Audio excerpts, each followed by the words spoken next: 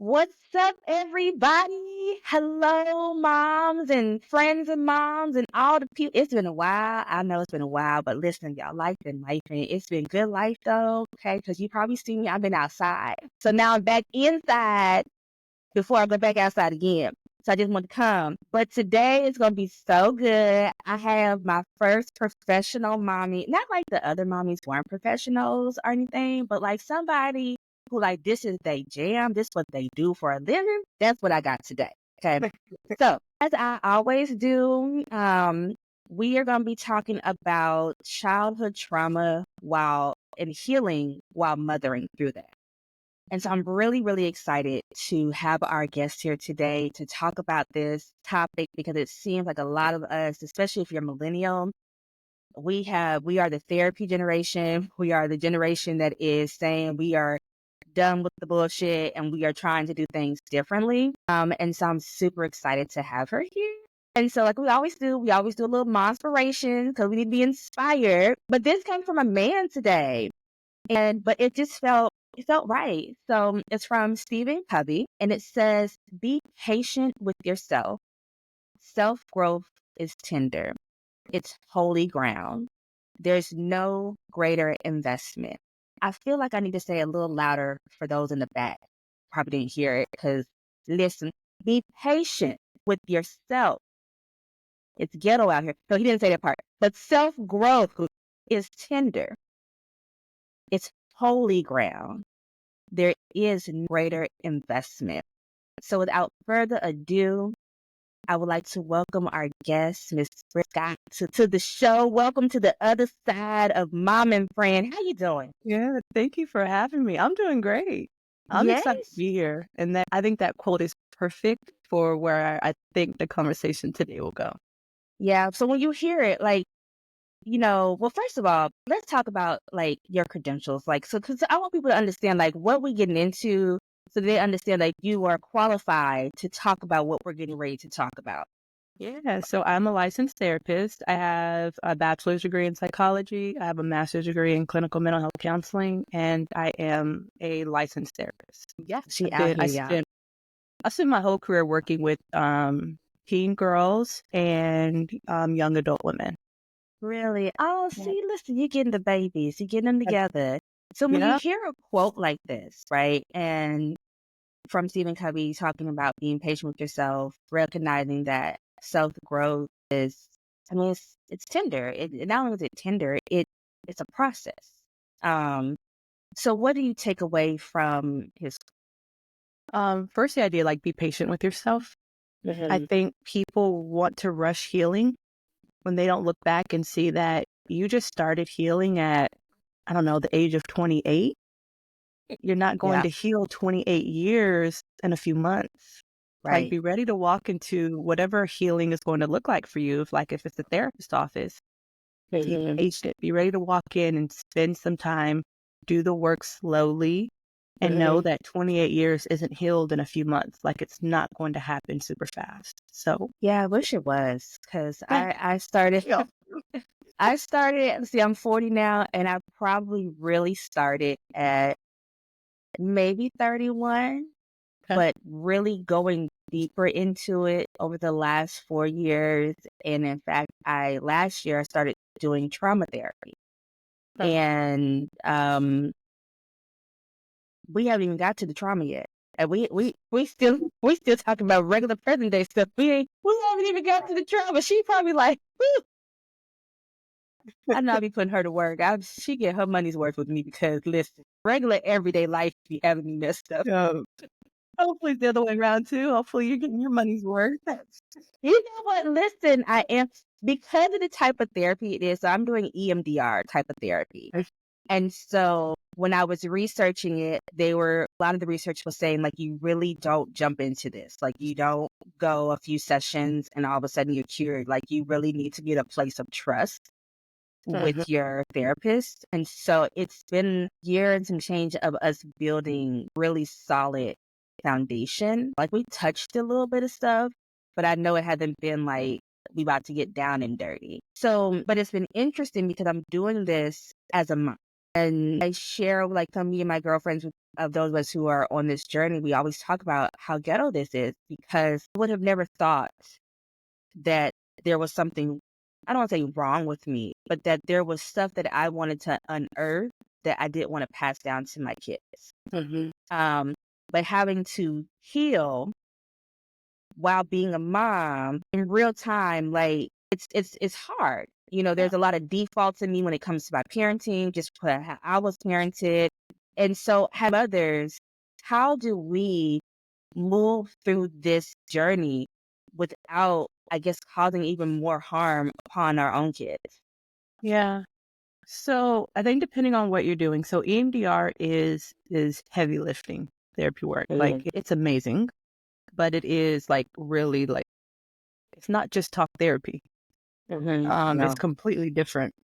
And Mm-hmm. so the healing that happens through EMDR is amazing. And once you actually start processing, it can happen pretty quickly.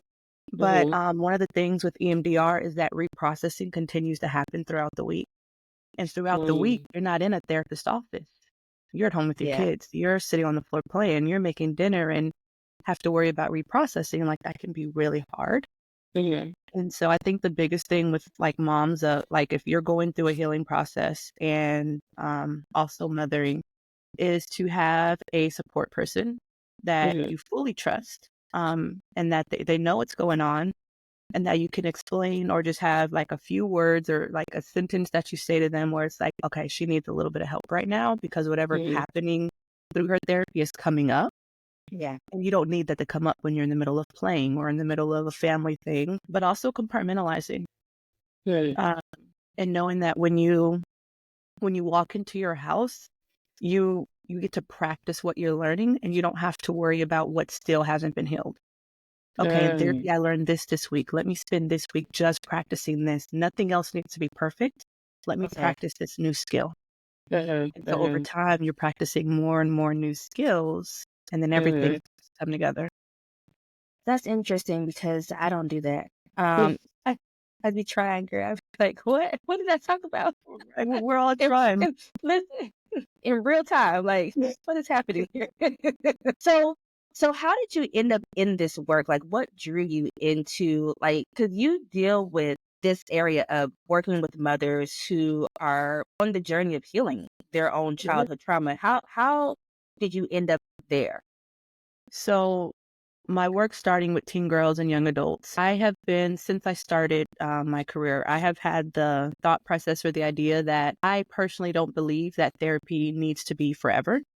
Now, Mm-hmm. it doesn't mean you can't enter in and exit and enter back and exit, but I don't think like once you go in, you're in therapy for the rest of your life. Mm-hmm. I think there can be some form of support, but not like trauma therapy or like Mm-hmm. some of the bigger ones. And so I have always been the therapist that is working to help my clients find a solution for what they came to me for. Mm-hmm. And so in doing that, I want to like get to the root. Like Mm-hmm. what's the root issue that's causing the behavior today? Like what is a Mm-hmm. direct connection? Yeah. And working with anxiety and depression and people pleasing and fears and stuff. What Mm-hmm. I learned was that their mom was at the center of like that root. Mm. And Oh, so we're gonna talk about it. Oh, yeah, yeah, oh, mom is right there. And mm-hmm. then, but me being a baby therapist, I'm like, okay, I know it's mom, but now I don't know Mm. what to do. And they're Yeah. looking to me like, okay, now what do I do with this information? How do I feel Mm-hmm. better? And I didn't know where to take them. And so I went on this whole journey of how do daughters attach to mothers? How are our mom and mother-daughter relationships a reflection of our current relationships? How does that show Mm. up in our mothering? Because it's almost for some people like a mirror. Like we're literally staring in the mirror and we're looking at our mother. Wow. Um, yeah, So and so that's how I got here. listen, so have quite a few friends who have very interesting relationships with their moms. And so they'll look at me and my mom, and me and my mother, we're really close, really great relationship. Like with most things, nothing's perfect, right? But they will see the interaction, they're like, that's weird. Yeah. Like, it's weird. And so to me, like, and it breaks my heart because like I think of how I am as a mom. I I go overboard with making sure my kids know I love them, making sure that I'm hugging them. Now there is some trauma attached to that for sure. Why I'm doing that, because it wasn't something I heard all the time growing up. Matter of fact, fun story. My dad, who has made an alert on Facebook to be able to see whenever I post something, which is weird. Didn't But even know you could do that. so I didn't know either, but apparently this old man has figured it out. And so, because he like hit me up and he was in his feelings. And so, because there was a post that someone was like, did you really hear your parents tell you you love you when you're growing up? And I feel like a lot of us that grew up in the 90s and like, in that generation, we didn't. Yeah. Like some did, but there was quite a few of us who that wasn't the norm. Mhm. Like, I never doubted my parents loved me, but it Right. wasn't something that I could sit down and be like, oh yeah, every night before bed, my mom or dad told me they loved me. Or, before I walked out the door, they said they loved me. Like, it wasn't the norm that they did. Yeah. Whereas I know for sure with my kids, they will be able to grow up and as an adult and say, she got on my nerve because she said it Mhm. all the time. She will be like, I got a secret. Don't tell nobody. You my Yeah. favorite daughter. Yeah. And then I'll turn to my other daughter. Don't tell your sister. You my favorite. Yeah. Or I tell my son, you my favorite son. Mhm. He's like, I'm your only son. That's right. That's why you my Mhm. favorite. Like, but then they won't be able to say that. But Right. I can't really say that. So how Mhm. does the relationship with our moms affect us? I mean, outside the obvious, the default, like, we raise according to how we were raised. Like, how does that relationship play out not only in our motherhood, but in our everyday relationship? Because you mentioned like people pleasing and things of that nature. Mhm. Yeah. So people pleasing adults were just parent pleasing kids. Mm, Like, start somewhere. And you usually got it to starts start. at home. Yeah. Mm-hmm. But it's the idea that we're copying we, we are we're copying our moms. We're trying to be like her. Like, this is children. We want to be like her. We want to maybe do things that she did. And if you had a relationship that hurt, so the relationship was painful, so you don't desire to be like your mom, what most people do instead is the exact opposite. Well, I'm just going to be the opposite of what my mom did. When that's not always the answer either. It's like you're going from And one it's extreme and to it's the like other. you actually be your mama still. Like, still Yes, because it's gonna never do the it. answer. Yeah. But it goes back to most of our brain wiring connections. So Mm. by wiring connections, I mean creating behaviors. Most Okay. of the behaviors that we learn and how our brain makes connections to things is happening in childhood. Unless you're intentional about changing things, it's not going to change in adulthood unless you're actively trying to. And so when people say I'm triggered, Mm. something happened today that had a Mm-hmm. direct memory to childhood, a direct memory to the past. Something was triggered. You triggered a Mm-hmm. memory. You unlocked something to where Mm-hmm. your brain is like, oh, I've seen this before. This Yeah. event today feels like this event from the past. And so Mm-hmm. your brain's going to do what it knows how to do. And that's what happened in childhood. And so you're basically Mm-hmm. just repeating all the things that you saw Mm-hmm. unconsciously. And that's why, like, Well, the idea when people say, oh my God, I became my mother, what did you mm-hmm. try not to do? Well, no, I just thought like I was just doing the opposite. That means nothing to your brain. Yeah. Yeah. That's what but I can attest to that. Like, just like, I'm not going to yell because my mom yelled a lot growing up. Baby, it is Yep. second nature to Yep. yell. It's like, Yep. and then I tell myself, well, how else are they listening if I don't? Because Mm-hmm. they can't hear me if I talk regular to them. And I realized, again, doing the healing, how dumb that sounds now. Yeah. But in that moment, it sounded Correct. legitimate, like, Yeah. but I said I wasn't going to yell. So I'm not going to yell, but then I'm yelling or I Mhm. am dealing with the people pleasing. I call myself a recovering people pleaser Yep. because I didn't want people to be mad at me, Mm-hmm. or not speaking up for myself when I needed to speak up. So I found like this motherhood. Can you talk a little bit more about the motherhood, the wound they call it, the motherhood wound, and like how that starts, and then I guess kind of like how may go into like what it looks like? Yeah. So I think there's a few different lanes, and if you ask a few different mother-daughter therapists, you get a different Mhm, answer. But for me, I think the mother wound, to just kind of encompass the whole thing, is mhm, a mother-daughter relationship that lacked in support coming from mom to daughter. So the daughter mhm, did not receive the emotional support she needed from her mom, which then created a wound. mhm, And so not getting that emotional support can look different. It can be the mom who just yelled and just didn't really, she was so busy. Maybe she was a single mom working 3 jobs and she was mhm, tired and she just had nothing left to give her children. mhm. And so she's not this awful abusive mom, but she was a mom with no support. So she Yeah, had no support to give. It could be a mom that was completely abusive, and the ones that we look at and be like, I don't understand how you look at your children and don't see love. You see vicious mm, and mean. Like, it can be that just nasty human being. I won't even call that person a mom. mm, Um, or can be the mom that she was trying, maybe, mm, um, but she mhm, was angry at the world. So because her daughter was the closest thing to her, her daughter got the brunt of the anger. But then her daughter mhm, got some love there. But then, like, mhm, so, so I think it can look different. But if we look at all of those, the thing that mhm, rings true for each of them is there was no emotional support. mm, So that's how I view the mother wound. Emotional support was missing. And so I try to remind women that just because your mom wasn't abusive doesn't mean that you didn't lack something in that relationship that you needed, which could have turned into a wound. yeah, Um, and so how it looks in adulthood, it really depends on the woman. mhm, Um, it can it can be mom overstepping boundaries. It can be her mhm, still trying to control you as if you're a child, not looking at you as an adult woman, but looking at you mhm, as still a kid.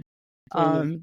I'm thinking like in the black household, you need to stay in a child's place. Well, I'm your child, but I'm not a child. Like, Right, right, right. yeah, Yes. Yeah. Telling us yeah, what to do in our home, coming in, trying to right. do like, you need to clean up, you need to do, I'm sorry. Mhm. My Yeah, house. why does It's this my look like space. this?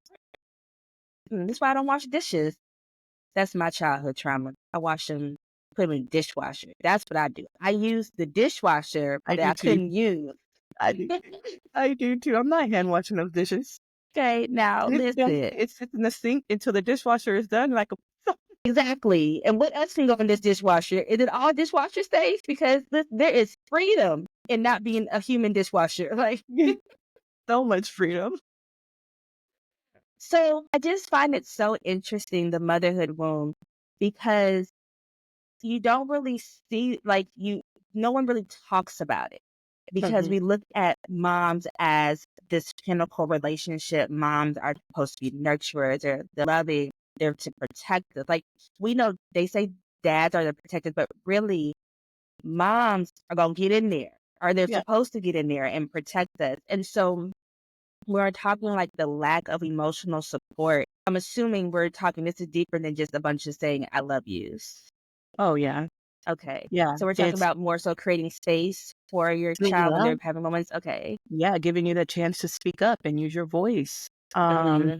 Trusting you to help, like, let you make some decisions for your life when you're a teenager, and guiding you through mistakes without belittling or shaming you. It's letting you cry about that first heartbreak without telling you something like you're not supposed to have a boyfriend anyway. Like, it's the Right. space of you're Mhm. human, you have real Yeah. human emotion, and I'm supposed to be here to help you feel them, understand what to do with them, and then how to move through them.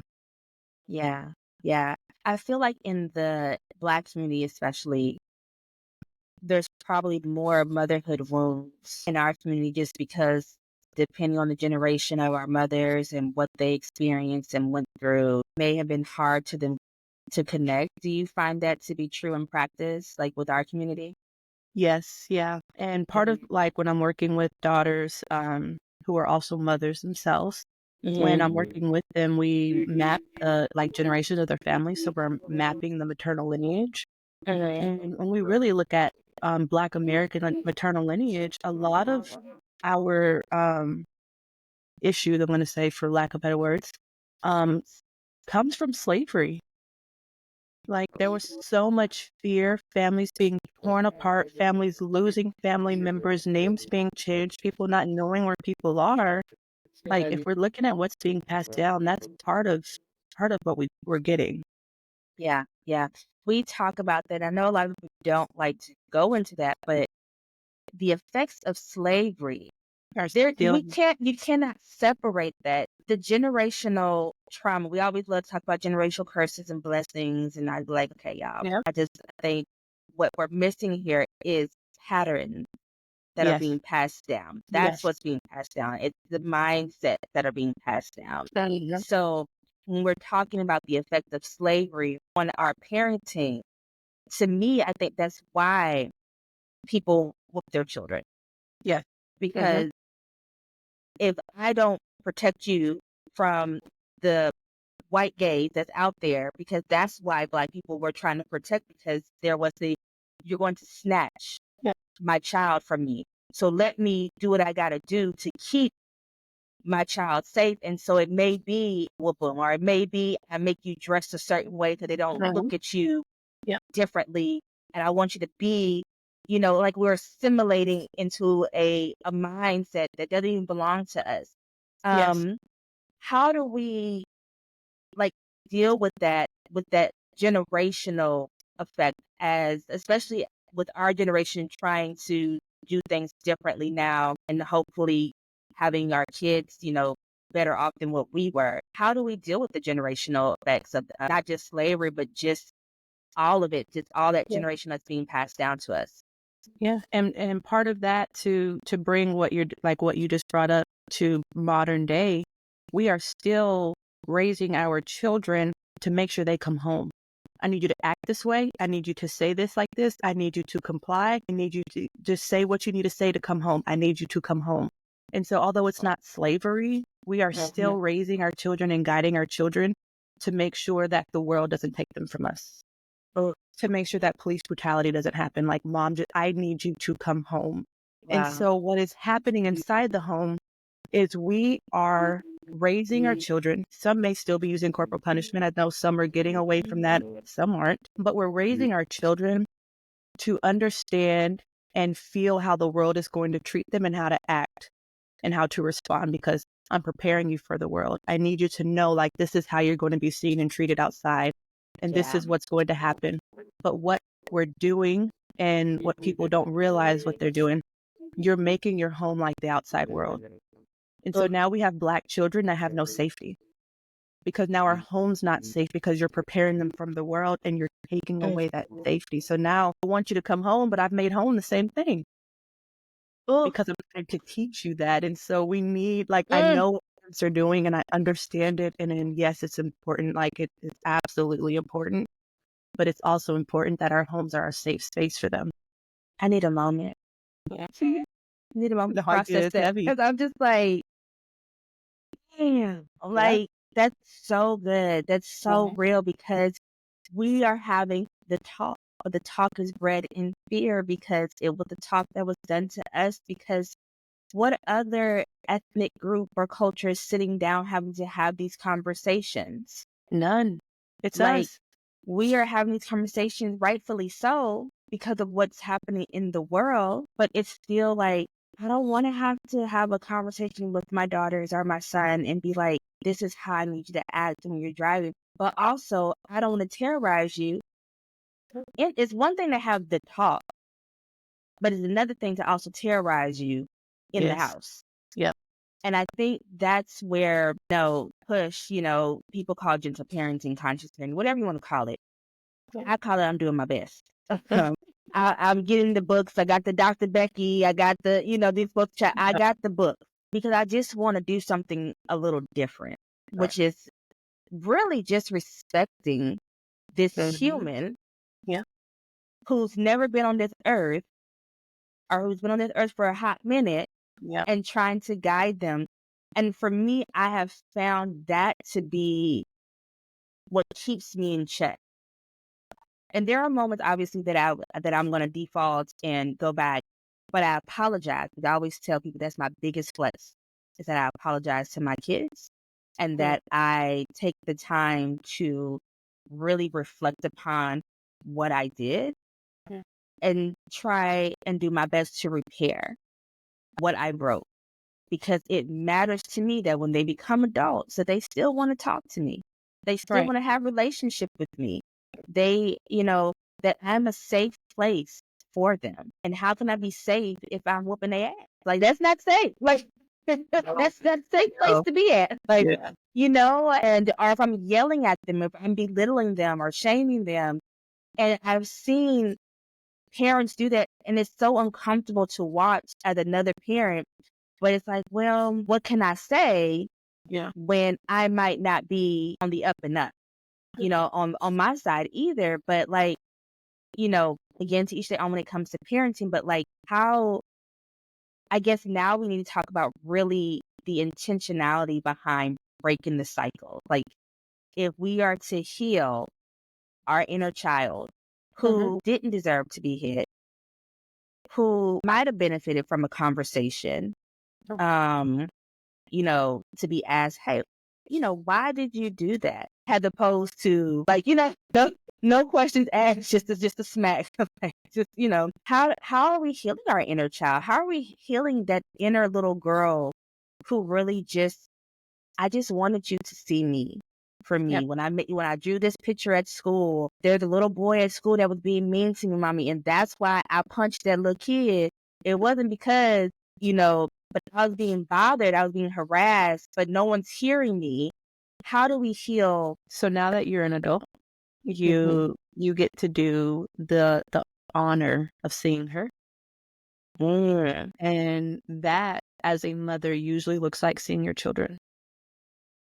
And so you're going to heal her by giving your children what you needed, and then honoring in the space where, like, man, like, I'm so happy I could do this for them, but also it kind of sucks that I needed this too and didn't get it. So one of the like metaphors or like visualization. So healing your child, to me, like, it's a lot of visualization while you're going through and changing the dynamics for your own children.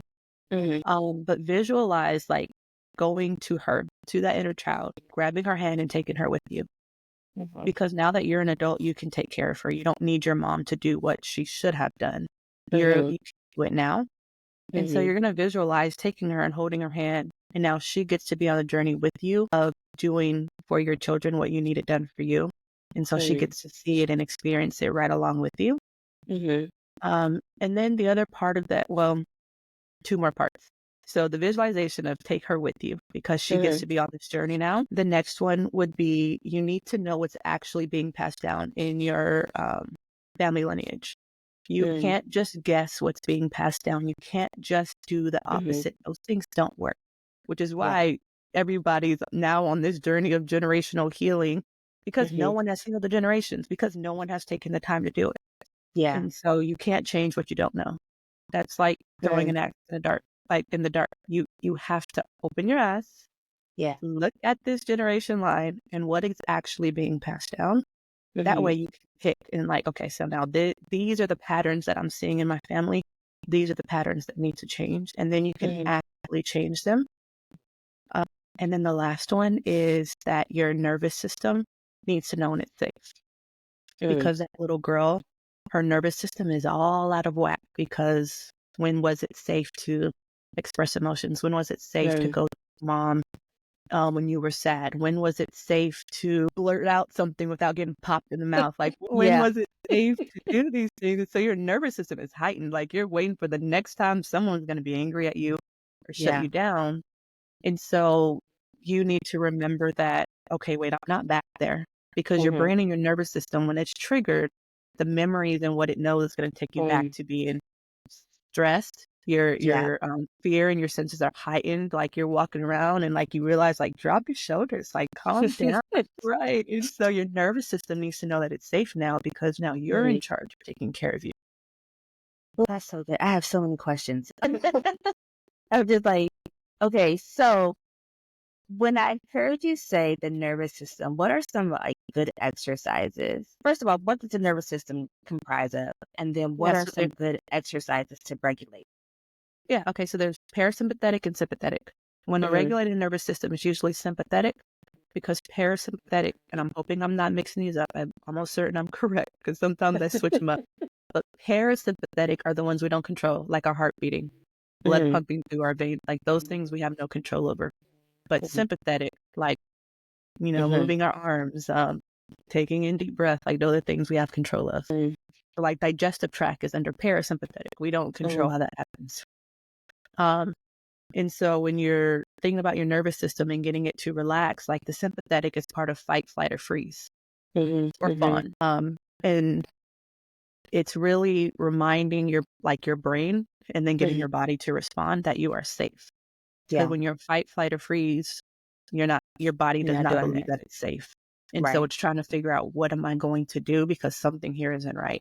And so when we're triggered by the tantrum that has been going on for 30 minutes and the crying is just like making us so tense and we don't know what to do and this kid won't stop. Or we are sitting at home with our teenager.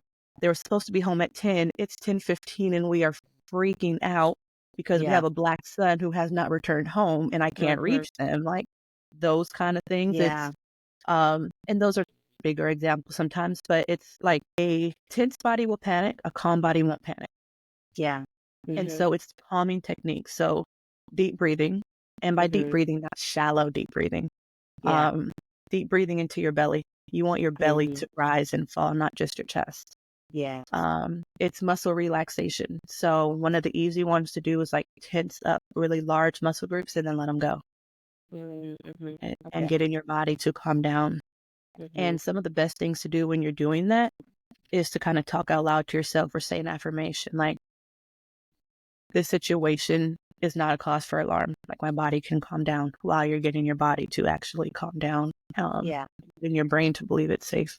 There's something you said that kind of reminded me of with my kids that I talk about with my friends, and it's the freedom that I've noticed that they have to fall out, to express themselves in a way that wouldn't have been okay with me growing up. And my one friend, like, oh, my middle baby, she's like, oh, she's just like you. She's just like that personality, y'all. I'm like, how? Like, we're not the same. And that's what I'm thinking. But what it is that we probably are the same. But the difference that I see in her is that to somebody else, she talks back. To somebody else, she could be rude. Her intrusive thoughts are going to always win. Always. Always win. They don't know how not to win. Those are some fighters right there. They come out. Ooh, that's that one. But there's a freedom that she has that I didn't have growing up. And so I admire that and I appreciate that for my kids. It's not easy. But it's not easy. Not too much. But I don't want to break that spirit because mine was broken. And so at 40, I am just now learning how to talk again. I'm just now, I literally have to talk myself through having or preparing to have a hard conversation because my body is tense. My body is going through all the physical symptoms of the anxiety that's causing me, to my chest to tighten, my gut to tighten because now I'm nervous and I'm scared because little T is like, okay, are they going to like me after I say what I have to say? And I'm 40. And so I'm trying to help now my kids. And I'm like, how can I help you all if I still struggle with this? How can I ensure that you stay strong? And I'm trying not to be emotional so that you don't lose this fire, so that nobody walks on you. And nobody gets to take advantage of you because you know who you are and you don't have to learn who you are much later in adult life. Right. Do you see that a lot with your clients? Yeah. And I would say your biggest thing, especially when you're in the home with them, and not inside of a therapy room, your biggest thing needs to be relaxation. Your nervous system needs to calm down. That way you don't try to change what you're doing to help your body feel better. You want your body to feel better because of what you're doing. Does that make sense? No, it makes sense. So like with your kids, how like you say other people will see your daughter as talking back. but you Mhm. don't want her to lose that fire. You don't want her thoughts to become shut down. Mhm. You're raising them to be free thinkers, to choose Mhm. themselves, to use their voice and to speak up. But That's then there right. are times where you were like, like, Not too much, sis. Not right, too much. right. And so there are times where it's like your body's kind of fighting against you, like, you need to shut this down, like, Yes. but you don't Mhm. want to. Yeah. And so in the midst of doing what it is you want to do, by letting them have a voice, teaching them to use their voice in an appropriate way, guiding them through all of that, Mhm.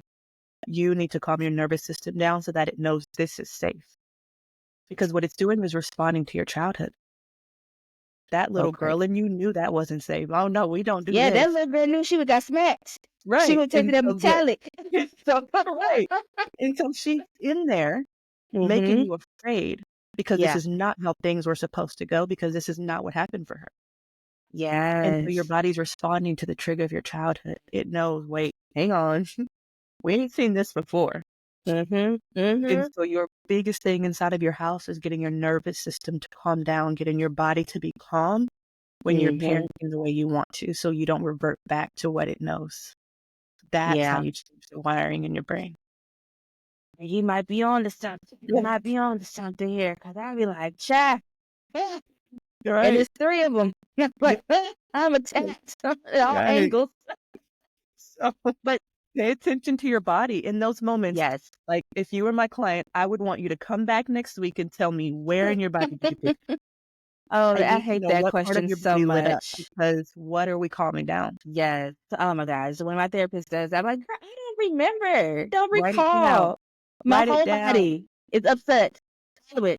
All of it is Oh, all mad. We mad all get over. a Like journal. Get a journal. Write it down. Bring that journal in. I need to know. I need to know how important, speaking of journaling, how important is that to our healing journey, especially as we are working through these motherhood wounds? Is that something you would recommend, some form of journaling to get that going? Yeah, yes. And because our brain processes information in different ways. Mm-hmm. And so hearing it, actually talking to somebody and like vocalizing it, that's one way to process. But writing and the act Yes. of actually writing and reading on paper is a different way. Mm-hmm. So give your brain multiple ways to process the same thing. Okay, good. 'Cause I love a good journal. Hmm. Love a good Yep. journal. I mean, Even although if my, all you're doing is bullet point lists, like, it doesn't matter what journaling looks like. yeah, I've had clients who don't want to start a journal because they're like, what am I going to write? Right. I get to like one sentence and I have nothing else to write, but it doesn't need to be like a novel entry. Even if you wrote 3 bullet points, if you answer 3 sentences, like, it doesn't matter what it looks like, just actually use it. just write the journal. Yeah, I love a good journal. Now, I write a paragraph. I be in there writing like a little novel. But it might be the author in me who be like, yes, Yeah. and then Get this it out. happened today. I just got back to actually journaling a lot more detail because at 17, it's funny how life will hold you hostage. My great aunt had violated my journal and she had found it, she had read it, she had photocopied it, and she Mm. called. That's when I knew that the Jamaican side of my family was a little crazy. It- That's when I recognized what I was yeah. dealing with. I said, "Oh, we do Yeah. not play fair." But it was one of the most traumatic experiences that I had as a teenager was my personal thoughts being violated. Because I asked her, would you had rather me had cussed you out to your Right. face or let my 16, 17-year-old self do it in the spaces of this page and get out this anger, get out this rage in a safe way and move on with my day.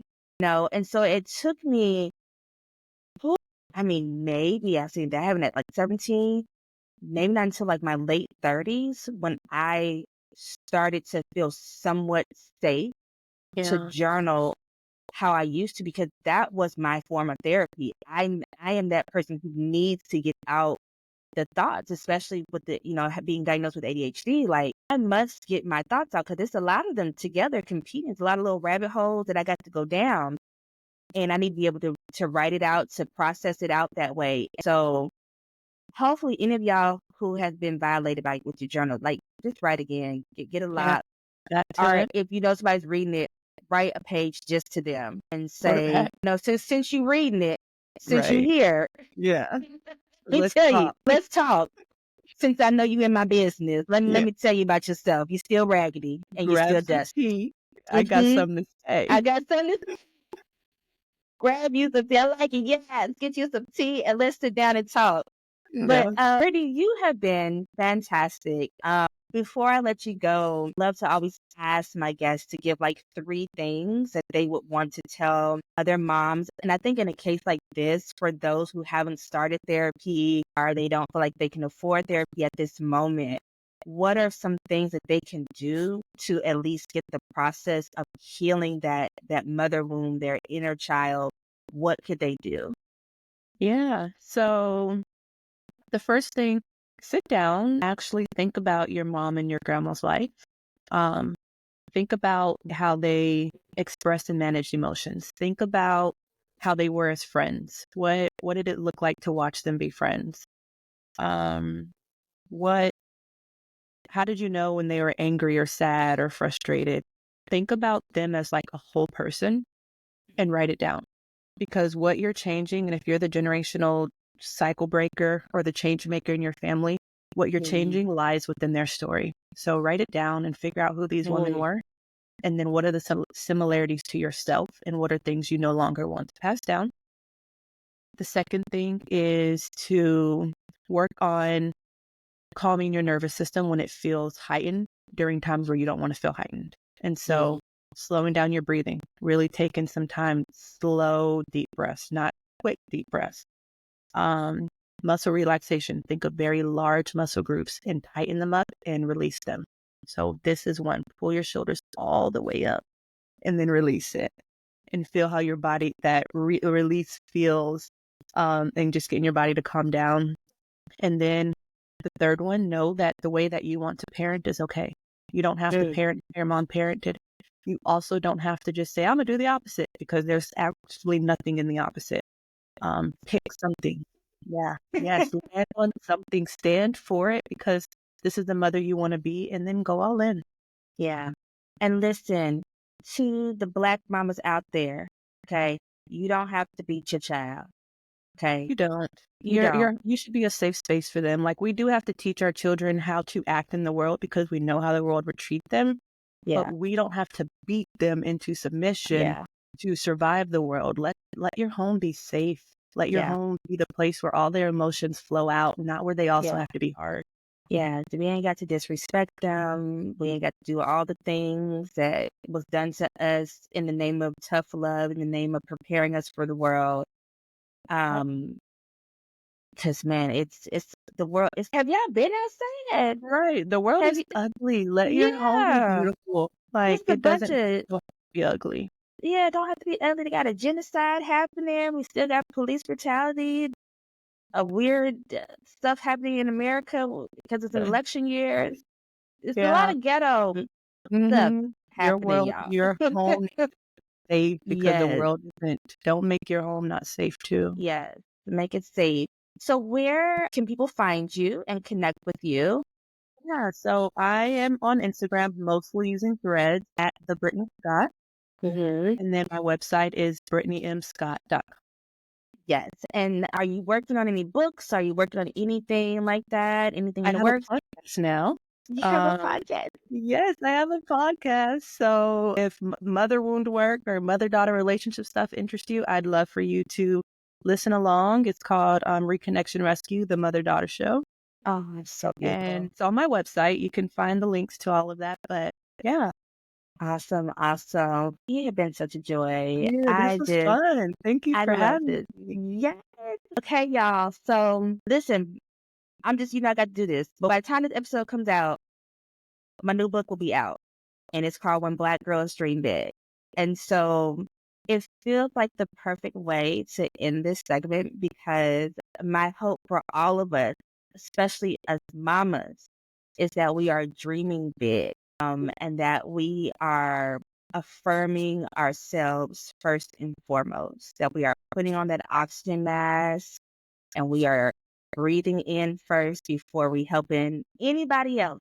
So we take a moment to breathe. And so, yeah, and I'll be outside on them tour streets. So make sure you are following me on the website, tanishamore.com, so you can get all that information on the socials and all that good stuff. But as always, y'all, it has been fantastic, and we're going to see y'all on the other side. Right? Bye, y'all.